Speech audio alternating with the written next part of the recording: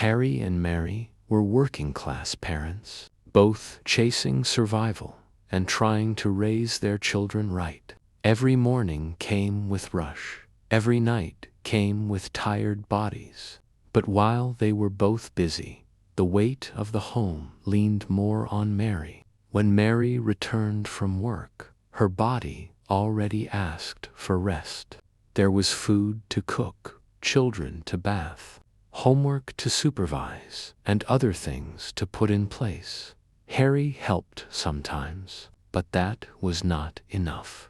Gradually, Mary began to feel drained and overwhelmed. One evening, she sat her husband down. "I am tired," she said quietly.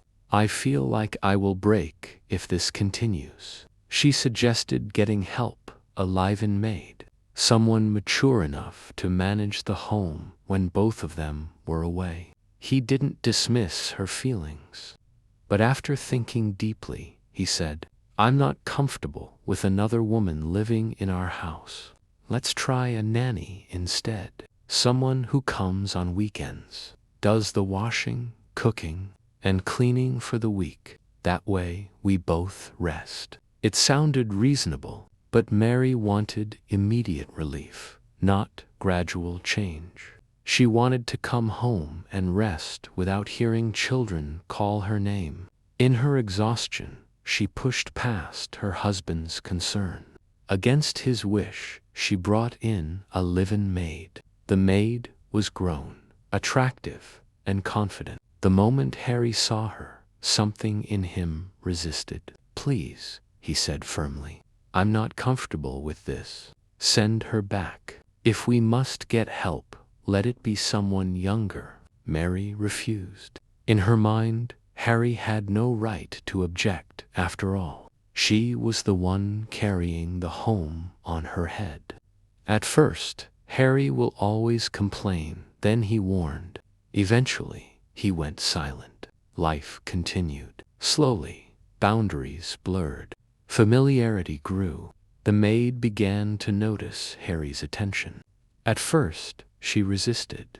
But you know temptation is patient. One thing led to another, and he started having an affair with the maid. Harry would say, "I'm going out," and at the same time send the maid on an errand to a far market. He would leave before the maid, meet her outside, and return home later as though nothing had happened. Mary trusted her husband until the truth forced itself out. The maid became pregnant. She refused to abort it. That was when the house exploded. Mary's world collapsed, not just because of the affair, but because she had seen the warning signs and ignored them. "I begged you," Harry said bitterly. "I warned you. I told you my weakness. You didn't listen." Mary was broken, not only by betrayal, but by regret. But this is where the story changes. Harry admitted his wrong without excuses. He took responsibility for the pregnancy and ensured the maid left the house immediately. He accepted counseling through elders and a trusted faith leader. He cut all private contact with the maid. Mary, though hurt, also faced her own truth, not blaming herself for the sin, but acknowledging the mistake of ignoring boundaries. Mary chose to forgive. It wasn't instant, and the trust didn't return overnight, but through honesty, accountability, and structure. Their home was rebuilt stronger and wiser.